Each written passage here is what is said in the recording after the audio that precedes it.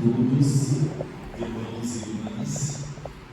Quero começar agradecendo a oportunidade de estarmos aqui todos juntos, lembrando que sou estudante da doutrina espírita, um estudante nesta casa também, e como estudante separo alguns temas para que juntos possamos compreender, estudar e assim ampliar nossos conhecimentos sobre essa doutrina que nos ilumina tanto. Então, agradeço ao mentor espiritual de cada um de vocês, a Deus e a Jesus esta oportunidade. E hoje, para o nosso tema, qual o objetivo da encarnação, nós pesquisamos duas obras da codificação: O Céu e o Inferno, de Allan Kardec, e também a Gênese, de Allan Kardec. E a mensagem final do nosso encontro vai ficar com Emmanuel e Chico Xavier, no livro Vinha de Luz. Mas voltando para o nosso tema, qual o objetivo da encarnação? Observe que nós estamos falando aqui hoje de reencarnação, que é o nosso retorno à Terra. Nós estamos falando do objetivo, da meta, do porquê encarnamos. Poderíamos pensar o seguinte: Deus nos criou simples e ignorantes, como está na codificação, mas o porquê da encarnação? Não poderíamos ficar no mundo espiritual, por exemplo? Então, qual é o objetivo? Por que estamos aqui? Qual é a necessidade do Espírito de encarnar? É sobre isso que nós vamos falar hoje, sobre esse objetivo. Mas antes de entrarmos nesse objetivo, nós precisamos entender como funciona a encarnação. Nós não vamos mergulhar nesse tema agora, porque já foi um tema estudado aqui na CEFAC, podemos trazer em outro momento, mas é importante que nós tenhamos esse conhecimento para entender também como ocorre a encarnação. Então aqui nós temos o nosso corpo físico, que é esse que nós estamos tocando agora. Nós temos o nosso corpo espiritual, que é o perispírito, que é o corpo fluídico. Ele não é total material, mas ainda não é total fluídico, então ele é um perispírito. É esse perispírito que nós levamos, que vai conosco após a morte do corpo físico. Nós podemos ver também que ele é idêntico ao corpo material na sua semelhança, mas ele é fluídico. É com esse corpo que nós vamos para o mundo espiritual. Junto dele, o espírito, a nossa essência. Aqui já o espírito na sua evolução total, na sua perfeição, que nós vamos chegar nesse ponto, aonde seremos espíritos puros, perfeitos, sem a forma masculina ou feminina. Mas isso vai levar bastante tempo. Então vamos começar aqui pelo corpo e pelo perispírito. Sabendo disso, agora nós vamos estudar o objetivo da encarnação. Então, no livro A Gênese, como eu mostrei para vocês, no capítulo 11, no item 26, diz assim: a encarnação não é, portanto, normalmente uma punição para o espírito, como alguns pensam, mas uma condição inerente à inferioridade do espírito e um meio de progredir. Por que não é, no seu início, uma punição? Porque nós somos todos criados simples e ignorantes. Então nós precisamos da encarnação do corpo físico para irmos evoluindo, crescendo, aprendendo. Então é um aprendizado para o nosso crescimento espiritual. A questão toda é que após encarnar, nós vamos complicando, de certa forma, esse processo, porque nós temos o livre-arbítrio. E como nós temos o livre-arbítrio, todas as ações executadas na nossa encarnação vão retornar para nós. Então se torna uma punição quando nós, ao chegar na Terra, vivemos como se não fôssemos espíritos imortais. Vivemos completamente para a Terra e para as coisas da Terra. Não vamos prestando atenção nas nossas emoções, sensações, qual é a nossa meta espiritual, o que nós temos que fazer.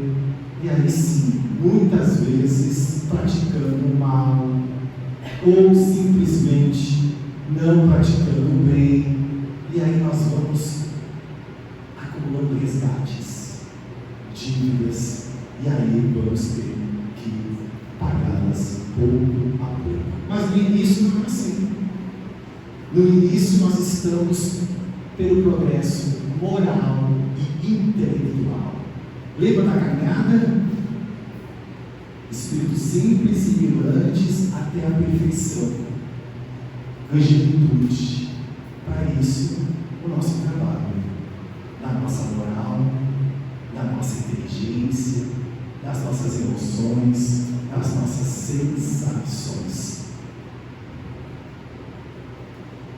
E seguindo no capítulo 11, à medida que o espírito progride moralmente, ele se desmaterializa. Olha que interessante. Quanto mais nós trabalharmos a nossa moral, menos materialista nós nos tornamos. Aquele corpo que eu mostrei ali atrás, no estágio anterior do perispírito, ele vai ficando cada vez mais fluídico e assim podendo habitar mundos mais felizes. Porque o perispírito, no seu início, ele ainda é muito material, devido a tudo que nós temos que trabalhar em nós. Quer dizer que, ao se subtrair a influência da matéria, ele se depura. Nosso apego. Quando nós trabalhamos o nosso apego, o perispírito vai ficando cada vez mais fluídico. Quando nós equilibramos nossas sensações, passamos a entender o amor, o perdão, as qualidades que existem em nós, esse corpo fluídico vai se tornando cada vez mais fluídico. Hoje, na atual condição em que nos encontramos espiritualmente, nós não conseguimos entrar nos mundos mais felizes, porque o nosso perispírito ainda está muito materializado, devido a muito que nós ainda temos que fazer. Sua vida se espiritualiza, suas faculdades, suas percepções se ampliam. Olha quantas coisas da encarnação.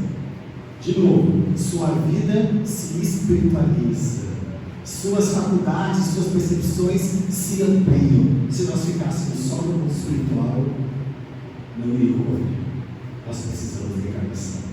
Sua felicidade está na razão do progresso realizado.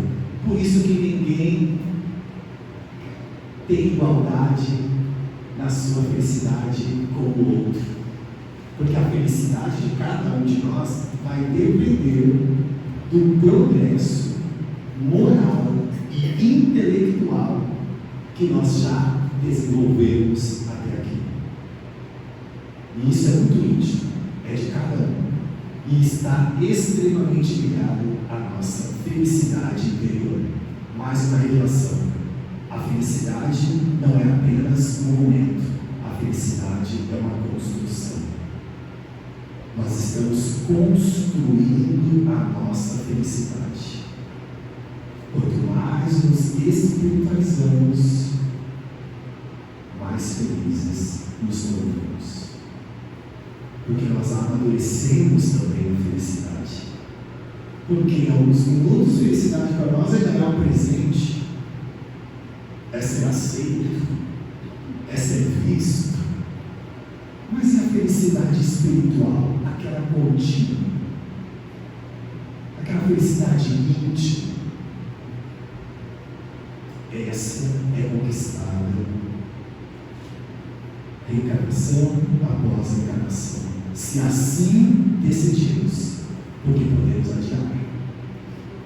O tempo está conosco.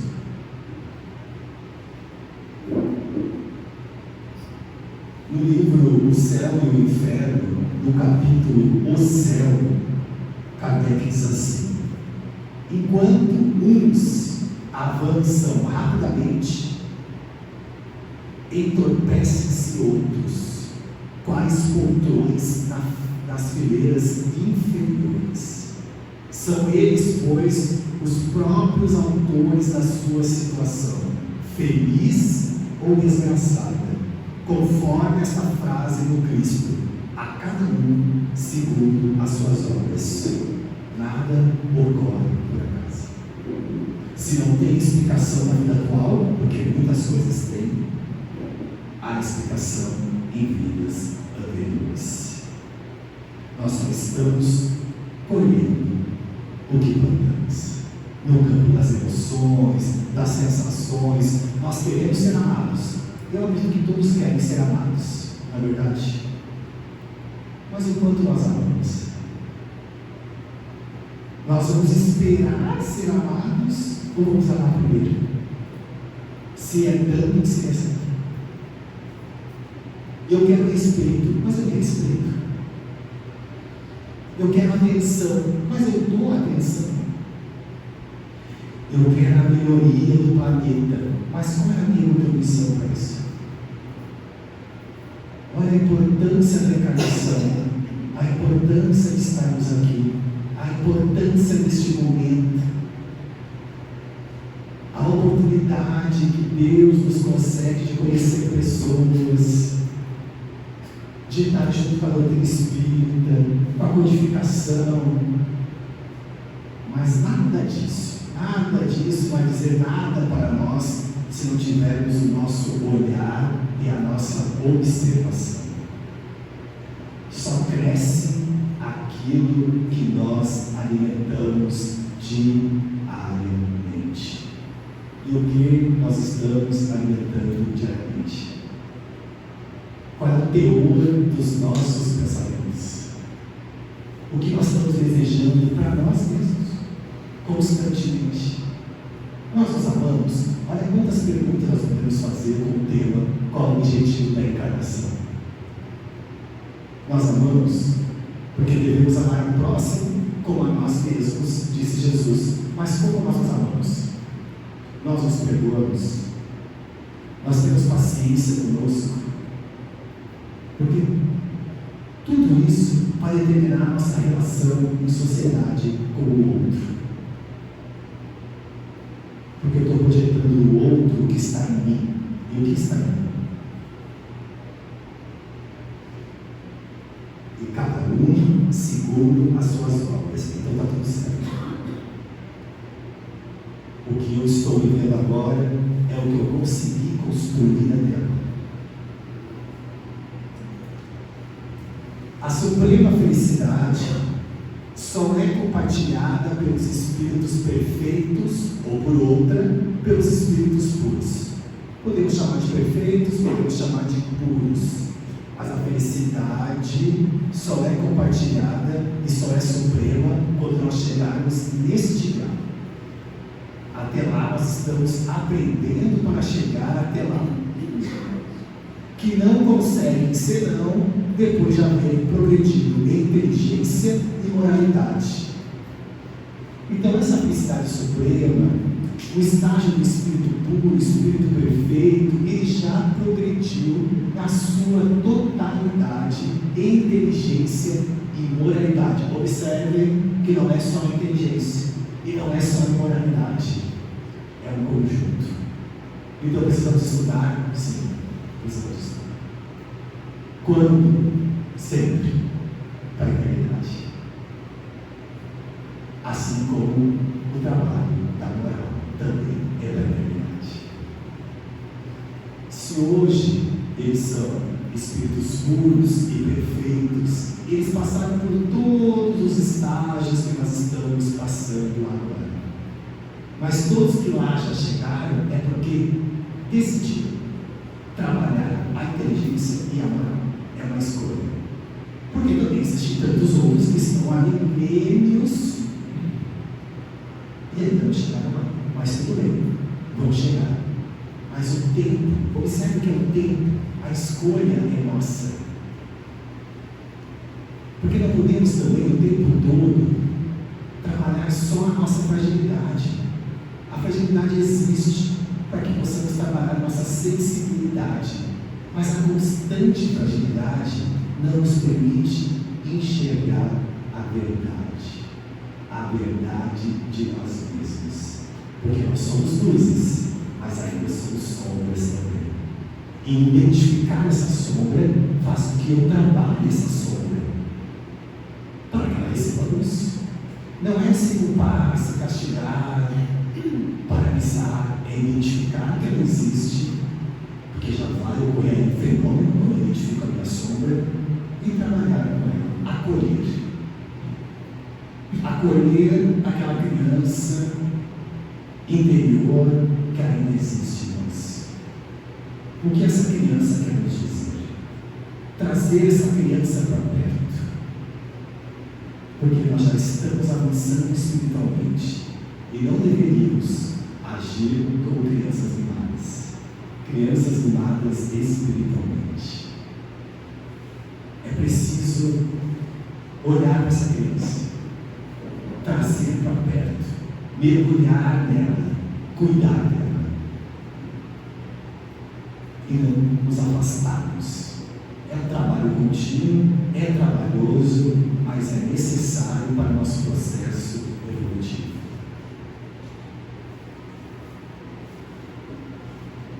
A encarnação é necessária ao duplo progresso moral e intelectual do espírito. Ao progresso intelectual, pela atividade obrigatória do trabalho. Olha o trabalho, trabalhando na nossa inteligência. Olha a importância de estarmos encarnados e trabalhando, porque vai trabalhar a nossa inteligência, vai trabalhar as nossas habilidades, vai trabalhar o nosso servir. E ao progresso moral, pela necessidade recíproca dos homens entre si. Então é o seguinte: nós somos uma grande família universal e devemos conviver. É possível se isolar? É possível. Para muitos é possível. Mas como saberemos se estamos prontos em sentimentos e prontos em sensações? É em sociedade. Por isso a importância do núcleo familiar. Porque é na família que nós vamos descobrir muito de nós mesmos, constantemente.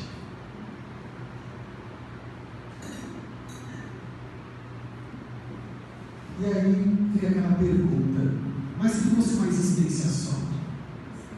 Na primeira parte, no capítulo 3, diz assim: uma só existência corporal é manifestantemente insuficiente para o espírito adquirir todo o bem que lhe falta e eliminar o mal que lhe sobra.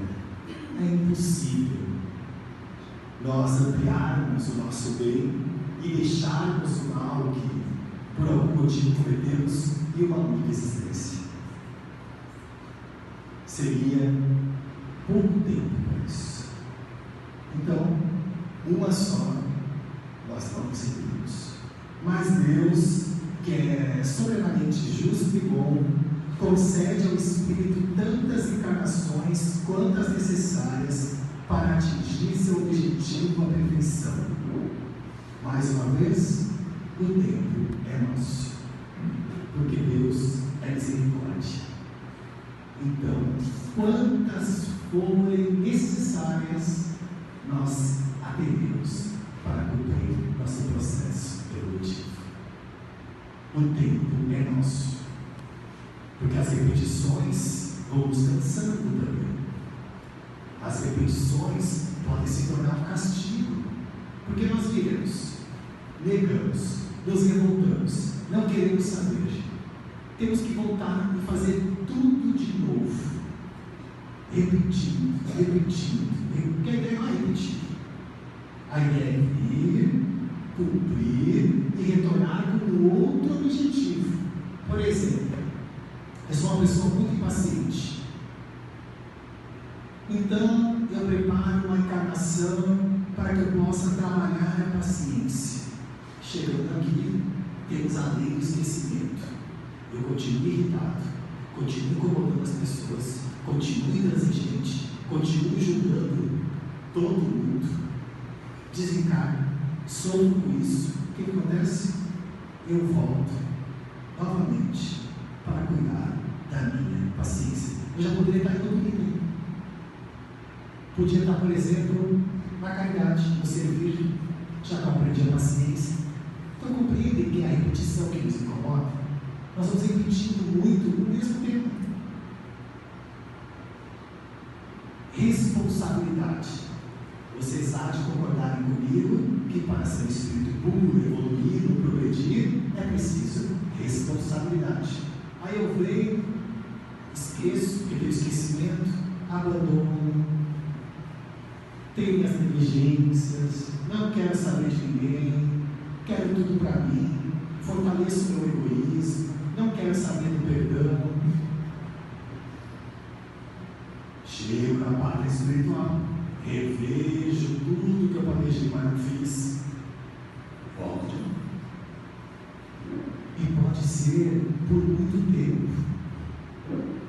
Nós temos casos nas obras de André Luiz que o espírito já reencarna há mais de 2.000 anos, muito mais. E precisa voltar e repetir: o tempo é nosso.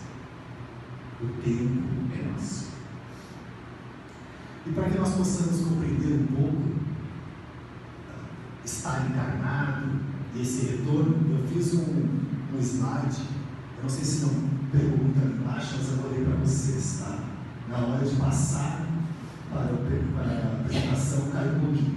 Mas só para nós entendermos aqui. Então, nós temos aqui o intervalo das existências corporais. Nós viemos, desencarnamos, vamos para a erraticidade. O espírito torna a entrar no mundo espiritual, onde é feliz ou infeliz, segundo o bem ou o mal que fez. Então, já temos um termômetro aqui. Como vai ser a minha chegada no mundo espiritual? Que nós temos a ilusão também, né? Que chegou no mundo espiritual, acabou os problemas. Agora vai ser feliz. Não é isso? Vai depender muito do bem que eu tenha feito enquanto estava aqui. O bem para o meu crescimento e o bem para todos aqueles que fazem parte do meu meio. Aí, porque está em nós esse céu, ou as trevas está em nós também. O espírito se prepara para novas lutas e toma as resoluções que há de pôr em prática em sua volta à humanidade. Então nós ficamos lá trabalhando também. Ficamos analisando o que fizemos de bom, o que não fizemos. Vamos estudar. Vamos planejar uma volta. Vamos voltar. Se não conseguirmos ainda, o nosso mentor nos ajuda. Ah, mas eu quero chegar lá e não quero aceitar. Vou chegar lá, vou ficar revoltado. Não quero estar aqui. Não é. Uma hora vai voltar também. Aí nós chamamos de encarnação ou um sonho. O leitor está no momento e volta. Porque é para todos nós. É uma lei divina. Acreditando ou não, aceitando ou não, estamos todos universos. No terreno e no espiritual, pelos quais o espírito tem de passar alternadamente das existências peculiares a cada um dos dois mundos. Porque os dois mundos, diz Kardec aqui, têm as suas peculiaridades, que são necessárias para o nosso crescimento. Então nós precisamos passar um tempo no mundo espiritual, como precisamos passar um tempo encarnados. Não vai ser assim para a vida toda. Não vai ser assim para a eternidade. Nós vamos estudar mais para frente. Mas vai ser assim até o nosso progresso moral e intelectual, inteligência. Por isso, não devemos fugir dos estudos. Porque estudar, alinhado à nossa moral, vai nos ajudar a progredir espiritualmente. E acreditem, há mundos mais felizes. Mas nós ainda não podemos entrar neles. Mas um dia, com muito estudo, com muito trabalho, elevando a nossa moral, nós chegaremos lá também. A encarnação é inerente à inferioridade do espírito. Todo espírito que reencarna, que encarna, ele está na sua inferioridade ainda. Salvo os espíritos missionários que escolhem para ajudar a humanidade a progredir.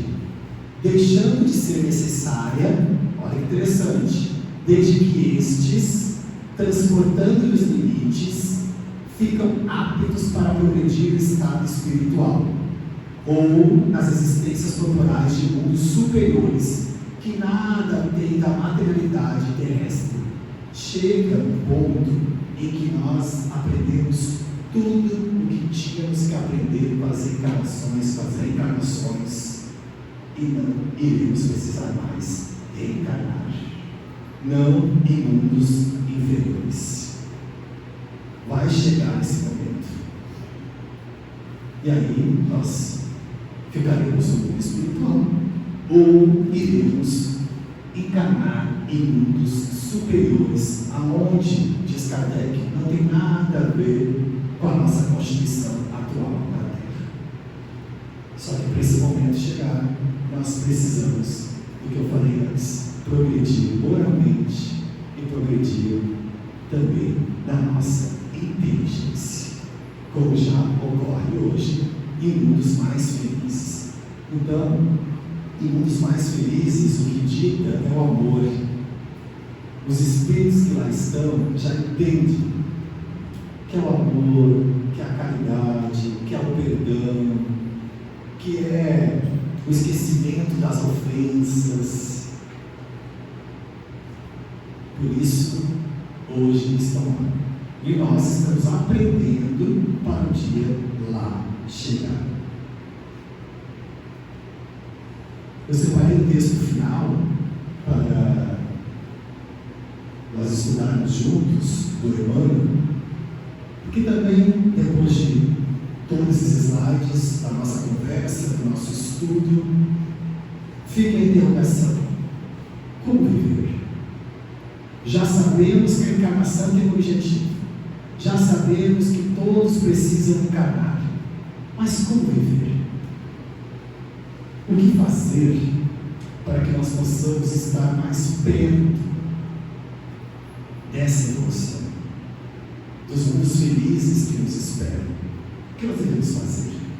Emmanuel, com Chico Xavier, num livro de muita luz, chamado Vinha de Luz, nos esclarece um pouco sobre esse tema. Vou ler para vocês.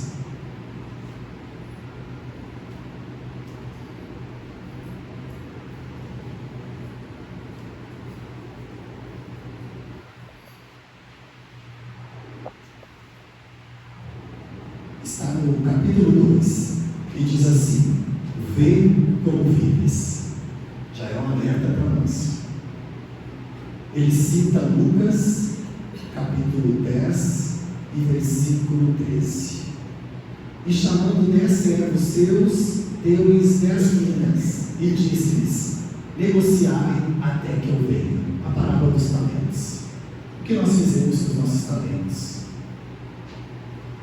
Diz Emmanuel: com a precisa natureza do raciocínio, compreenderá o homem que toda a sua existência é um grande conjunto de negócios espirituais, e que a vida em si não passa de ato religioso permanente, com vistas aos deveres divinos que nos prendem a Deus.